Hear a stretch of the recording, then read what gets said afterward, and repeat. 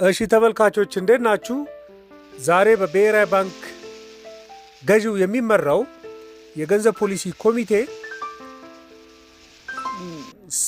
መግለጫ ወጥቷል እና የገንዘብ ፖሊሲ ኮሚቴው በቦርድ የጸደቀውን የውሳኔ ሀሳቦቹ የጸደቁበትን ነው ያቀረበው እና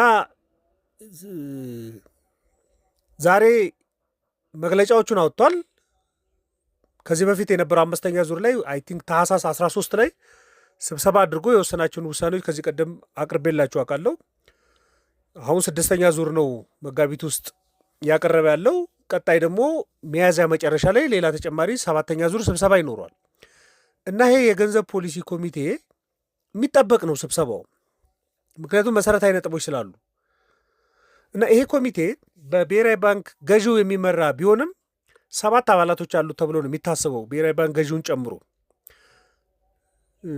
9 አባላቶች፣ 7ቱ ከውስጥ ናቸው፣ 2ቱ ከውጭ። 2ቱ ከውጭ በፊት አልነበሩም። የዛሬ 40 ቀን አካባቢ ላይ 2 ገለልተኛ ከውጭ ያሉ ኢኮኖሚስቶች በብሔራዊ ባንክ ገዢው ተጠቁመው እንደተቀላቀሉ ቀርቦ ነበር።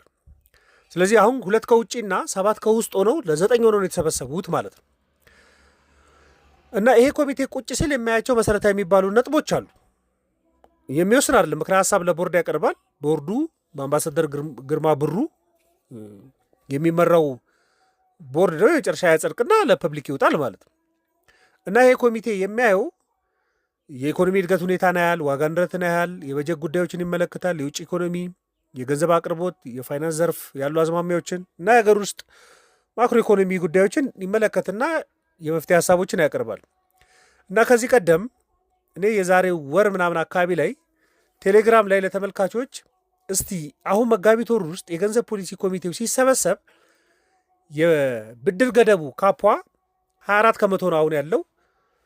ምክንያቱም ታህሳስ ወር ላይ ነው እንደዛ ተወስኖ የነበረው ከ18 ወደ 24 ያደገው። ስለዚህ አሁን በመጋቢት ወር ሊያነሳው ይችላሉ የሚል ጥያቄ አቅርቤ ነበር። እንግዲህ እንዳለመታደል ሆኖ 63% ያሉ ሰዎች ያነሰዋል ወይም ከ24 ከመቶ በላይ ያደርገዋል ብለው ገምተው ነበር፣ ግን እሱ አልሆንም ማለት ነው። ሙሉ ለሙሉ ያነሰዋል ያሉት 22% ነበሩ። ከ24% ከፍ ይላል ሙሉ ለሙሉ ባያነሳም ያሉት 41% ነበሩ። ባለበት ይቀጥላል ያሉ 37% ነበሩ።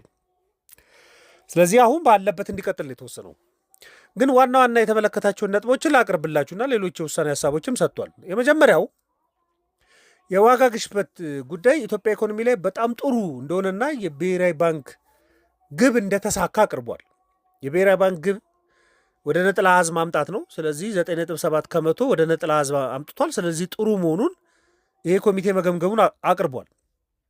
ግን ትንሽ ስጋትም አለብኝ ብሏል። በተለይ አሁን ካለው ጦርነት አንጻር የነዳጅ ዋጋ ሊያድግ ይችላል፣ የአቅርቦት ሰንሰለቱ ሊበላሽ ይችላል። ስለዚህ ዋጋነትን ተጽዕኖ ሊፈጥሩበት ይችላሉ የሚል ስጋት እንዳለው አቅርቧል። ግን አንደኛ ግጭቱ ምን ያህል ይቆያል የሚለውና መንግስት ይህንን ማኔጅ ለማድረግ ምን አይነት እርምጃ ይወስዳል የሚለው ጋር መሰረት የሚያደርግ ቢሆንም ግን ስጋት እንዳለው ከነጠላ አሃዝ መሆኑ ደግሞ ጥሩ መሆኑን እነዚህ ኢኮኖሚክስ ግሩፖች እዚህ ላይ ገልጸዋል። ሁለተኛው ኢኮኖሚ በፍጥነት እያደገ መሆኑን ያቀረቡት እንግዲህ በ9.2 ከመቶ አድጓል የኢትዮጵያ ኢኮኖሚ የሚል ስታቲክስ ተቀምጧል። በተለይ ደግሞ የወርቅ ምርት ከማደጉ አንጻር ወርቅ በአንድ ዓመት ውስጥ 10 እጥፍ ነው ያደገው እና ጠቅላላ ሀገራዊ ምርት ላይ ያለው ድርሻ ከ0.1 ከመቶ ወደ 1% ኮንትሪቢዩሽን ማድረግ ጀምሯል። ወርቅ 2016 ላይ ኢኮኖሚ ሪፎርም ሲያደርግ 0.1% ነበር ኮንትሪቢዩት የሚያደርገው። 1% ማለት ባይዘው በጣም ትልቅ ነው። ከ100 ቢሊዮን ዶላር ላለው ኢኮኖሚ 1% ትንሽ የሚባል አይደለም። ምክንያቱ እሱ መሆኑን ቀርቧል። ሶስተኛው የገንዘብ ሁኔታ ነው። አንዳንድ የሚያስገርመውም ይሄ ነው። አሁን በኢኮኖሚስት ያለው ጠቅላላ ገንዘብ 2 አይነት መሆኑን ከዚህ ቀደም አውርተን እናውቃለን። ይሄ ብሮድ የሚባለው ገንዘብ አለ።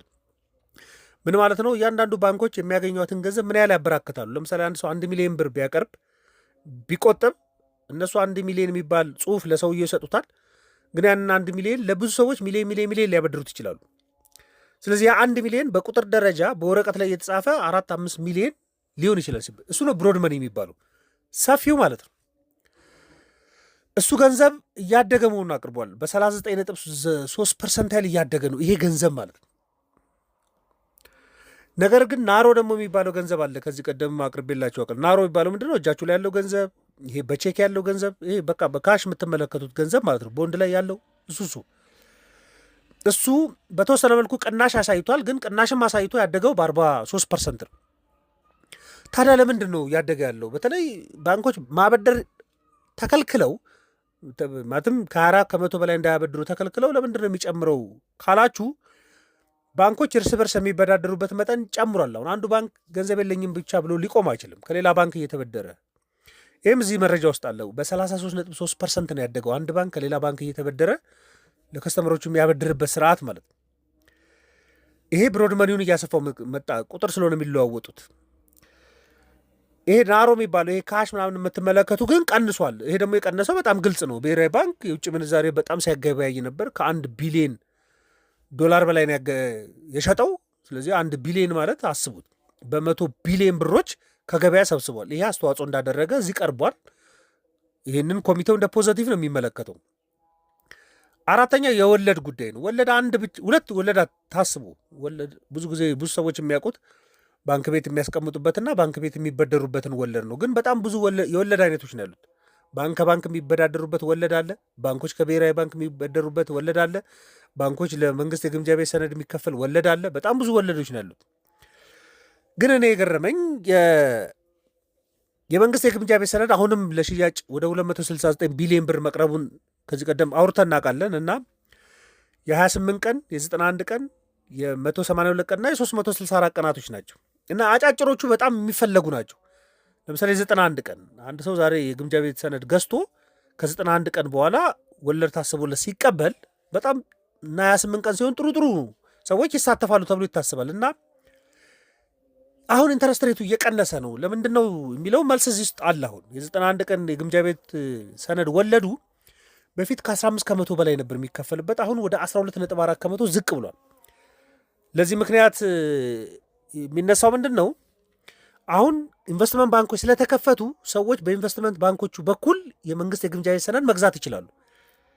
ስለዚህ ይሄ ፍላጎትን በጣም አሳደገው። ፍላጎት ሲያድግ ደግሞ ሬቱ ቀንሷል። አንዱ ምክንያት የሚባለው ይሄ ነው። ባንክ ለባንክም ያለ የብድርም መጠኑ አብሮ ነው እየጨመረ ያለው እና የባንክና የፋይናንስ ዘርፉንም ገምግመዋል። ግን በግምገማቸው ከዚህ ቀደም የምታስታውሱ ከሆነ ከጥቂት ቀናቶች በፊት የብሔራዊ ባንክ የፋይናንሻል መረጋጋት ሪፖርት ፋይናንሻል ስቴቢሊቲ ሪፖርትን አውጥቶ ነበር እና እዛ ላይ የቀረቡ አንዳንድ ቁጥሮች ነበሩ። ከዚህ ጋር ይጣጣሙ ትንሽ። ያኛው ግን እስከ ጁን 2025 ድረስ ስለነበረ ትንሽ የባለፈውን ዓመት የሚያይ ነው። ይሄ ደግሞ እስከ መጋቢት ወር የሚያይ ነው። ግን በባንክ ዘርፉ በቂ ካፒታል አለ። ደግሞ ባንኮች ያለባቸው ደግሞ የተበላሸ ብድር ደግሞ ትንሽ ነው። ግን አንዳንድ ባንኮች ላይ ደግሞ የካሽ እጥረት መኖሩን ያምናል እና የካሽ እጥረቱን እንዴት እየፈቱት ነው? እርስ በርስ መበዳደር ውስጥ ፓርቲስፔት እያደረጉ ስለሆነ እና ሌሎችም የብድር ሞዳሊቲዎች ስላሉ ይህን ቀዳዳ እየደፈነው እንጂ ስቲል አንዳንድ ባንኮች የካሽ እጥረት እንዳለባቸው ግን ፋይናንስ ሴክተሩን ሲመለከት ፖዘቲቭ መሆኑ እንዳየ ነው ሰነዱ የሚያሳየው። ስድስተኛው የበጀት ሁኔታ ነው። እኔ የበጀት ሁኔታን የምመለከተው የበጀት ጉድለት ሰፋ ማለቱን በጣም መጥፎ ነው ብሎ ከሚያስቡ ሰዎች መካከል አይደለሁም እኔ። ምክንያቱም መንግስት ተጨማሪ ብድርም ከሚሰበስበው ገቢ በላይ ተጨማሪ ብድርም ወጪ እያወጣ በተለይ ምርትና ምርታማነትን የሚያሳድጉ ላይ በጣም ድሃ ተኮር የሆኑ ድጋፎች ማድረግ ላይ መሰረተ ልማቶችን ማሟላት ላይ ወጪ ቢያወጣ መጥፎ አይደለም ብዬ ነው ማስበው እኔ። ግን በኢኮኖሚክስ የሚመከረው መጠን አለ። ከ3 ከመቶ ባይዘል ይባላል። ግን ለእድገት ጉጉት ካለው አንድ ሀገር እስከ 5 ከመቶ የበጀት ጉድለት ቢኖረው መጥፎ አይደለም ነው እና ኢትዮጵያ ውስጥ ያለው የበጀት ጉድለት አሁን ላይ የተደረሰበት የፋይናንሻል ስቴቢሊቲ ሪፖርት ላይ 0.4 ከመቶ ነበር አይቼ የነበረው። ግን አምና የነበረው 0.7 ከመቶ ነው ይላል ብሔራዊ ባንክ which is good መጥፎ አይደለም። ግን አሁን ወደ 1.1 ከመቶ አድጓል የሚል እንደ ስጋት አይነት ስሜት እንዳለው ያሳያል። እኔ እንደ ስጋት አላይም። ግን በብሔራዊ ባንክ 1.1 ከመቶ ደርሷል የበጀት ጉድለት። ይሄ የበጀት ጉድለት እንዲቀንስ ደግሞ ከብሔራዊ ባንክ አለመበደሩ ፖዚቲቭ መሆኑን ያቀርባል መንግስት። ገቢ አድጓል። ገቢ በ65 ከመቶ አድጎልኛል። ግን ወጪም ተከትሎ በ48 ከመቶ ነው ያደገው። ግን ይህን ቀዳዳ ለመሙላት የመንግስት የግምጃ ቤት ሰነድን እንደ መሳሪያ ተጠቅም ያለው በመንግስት የግምጃ ቤት ሰነድ ብቻ ወደ 136 ቢሊዮን ብር አግኝቻለሁ የሚል የቀረበ ነው። በኋላ የመንግስት የግምጃ ቤት ሰነድም እንዴት ይከፈላል የሚባለው የራሱ ጥያቄ ስላለበት ማለት ነው። ሰባተኛው የውጭ ኢኮኖሚ ጉዳይ ነው። እንግዲህ መንግስት ባላንስ ኦፍ ፔመንቱ የክፍያ ሚዛኑ ጤነኛ መሆኑን በተደጋጋሚ እያቀረበ ነው። ምን ማለት ነው? የማገኘው የውጭ ምንዛሬ ከማውጣው የውጭ ምንዛሬ ይበልጣል እያለ ነው በቀላል ቋንቋ። ለዚህ ደግሞ ቡና፣ ወርቅ በህጋዊ መልኩ የሚመጣው ሐዋላ በጣም ጥሩ ስለሆነ ፖዘቲቭ የሚባል ባላንስ ኦፍ ፔመንት አለኝ የሚል ኢኮኖሚስቶቹ ጥሩ እንደገመገሙ ነው የሚያቀርቡት። ስምንተኛው ዓለም አቀፍ ሁኔታ ነው። ዓለም አቀፍ ሁኔታው ላይ እንኳን ስጋት ነው ያለው። በተለይ መካከለኛው ምስራቅ ሁኔታ ስጋት ነው። ይሄን ነው የተመለከተው። ይሄን ተመለከተና በቀጣይ ምን ይሁን የሚባለው ላይ እስከ ሚያዝያ መጨረሻ ድረስ ለሚኖረው ውሳኔ ላይ 3 መሰረታዊ ውሳኔዎችን ወስኗል። አንደኛው የዋጋ ንረት ነጠላ አሃዝ መሆኑን በጥሩ ነው የሚመለከተው። የብሔራዊ ባንክ እቅድ ተሳክቷል። ብሔራዊ ባንክ በተደጋጋሚ መንግስት መግለጫ ሲያወጣ ዋጋ ንረትን ወደ ነጠላ አሃዝ አመጣለሁ በጣም ሩቅ ነው። የኢትዮጵያ ዋጋ ንረት ወደ ነጠላ አሃዝ ከመጣ በጣም ቆይቷል። ስለዚህ እሱን ግብ አሳክቷል። ስለዚህ ይሄው መቀጠል ስላለበት በደንብ ደግሞ ምክንያቱም የምግብ ዋጋ ንረት ነጠላ አሃዝ ውስጥ አልገባም። ጠቅላላ ዋጋ ንረት ነው ነጠላ አሃዝ ውስጥ የገባው። ስለዚህ ዴሲማል ቁጥሮች ይቀሩታል የምግብ ዋጋ ንረት ከ10 ከመቶ በታች እንዲሆን። ስለዚህ ጥብቅ የገንዘብ ፖሊሲው ይቀጥል የሚል ውሳኔ ነው የወሰነው። ስለዚህ ዴፊሲቱንም አጥቦ ይቀጥላል ማለት ነው። አንደኛ የተወሰነው ውሳኔ እሱ ነው። እንደዚህ ጥብቅ የገንዘብ ፖሊሲ ሲባል በጣም ብዙ ገንዘብ ወደ ኢኮኖሚ የሚወጣባቸው መንገድ መቆጣጠር፣ ገንዘብ ከኢኮኖሚ ላይ መሰብሰብን የሚያጠቃልል መሆኑን እንድትረዱ ፈልጋሉ። ሁለተኛው ብሔራዊ ባንክ ያለው ናሽናል ሬት አለ 15 ከመቶ። ምን ማለት ነው? ንግድ ባንኮች ከብሔራዊ ባንክ ሲበደሩ የሚከፍሉት ማለት እሱም በ15 ከመቶ ይቀጥል ነው። አስቡት። አሁን ንግድ ባንኮች ከግለሰብ የሚሰበስቡት በ7 ከመቶ ነው። ከብሔራዊ ባንክ ግን ሊበደሩ ሲሄዱ በእጥፉ ነው የሚበደሩ። ስለዚህ ከህብረተሰቡ መሰብሰብ ይፈልጋሉ። ግን ከህብረተሰቡ ካጡ ግን እንደ ምርጫ የሚሄዱ ከብሔራዊ ባንክ ፖሊሲ ሬት ላይ መበደር ነው። እሱ 15 ከመቶ ነው። ዝቅ ሲል ብዙ እንዲበደሩ ያደርጋል፣ ከፍ ሲል ብዙ እንዳይበደሩ ያደርጋል። ግን 15 ከመቶ መጥፎ አይደለም፣ በዛው ይቁም የሚል ውሳኔ ወስኗል። ሶስተኛው ብዙዎቻችሁ ስትጠብቁት የነበረው እኔም ከዚህ ቀደም በድምፅ ጠይቄያችሁ የነበረው 63%ቶቻችሁ ይነሳል ያላችሁት እና 37%ቱ ብቻ ይቀጥላል ያላችሁት የብድር ጣራ ገደብ። ምክንያቱም ባንኮች አምና ካበድሩት ዘንድሮ የሚያበድሩት በ24 ከመቶ ብቻ ነው መጨመር አለበት የሚለው ህግ በዛው ይቀጥል የሚል ሀሳብ ተወስኗል። እንግዲህ ብድር አሁንም ቀላል ሊሆን አይችልም። ግን ባንኮቹ ስቲል እርስ በርስ እየተበዳደሩ የብድር መጠናቸው የሚሰጡት ብድር መጠን እንዳደገ ነው የሚያቀርበው። እኛ ደግሞ በተወሰነ መልኩ ትንሽ ስጋት እንዳለው ይሰማናል። ኦፍኮርስ ግን የመጨረሻ መዝጊያው ላይ ደግሞ ስጋት አቅርቧል። የመካከለኛው ምስራቅ ሁኔታ በጣም ትኩረት የሚፈልግ የመንግስትን አቴንሽን የሚፈልግና ጥንቃቄ የሚፈልግ ጉዳይ እንደሆነ አቅርቧል። የሚወሰዱ እርምጃዎችና የግጭቱ የሚቆይበት ጊዜ ለምሳሌ አሁን ግጭቱ 1 ወር አልፎታል። ለ2 ወር የሚቀጥል ከሆነ ለ3 ወር የሚቀጥል ከሆነ በጣም ከፍተኛ ኪዮስ ሊያመጣ ይችላል። ይህንም የሚገልጽ ውሳኔ ነው የወጣው። እችኛው መረጃ ለእናንተ ለማጋራት ነው። ማንኛውም ሀሳብ አስተያየት ካላችሁ ዘኢትዮጵያ ኢኮኖሚስት ቪው ቴሌግራምና ፌስቡክ ላይ ልትልኩልኝ ትችላላችሁ። ለነበረን ቆይታ በሙሉ ከልብ አመሰግናለሁ። መልካም ቀን።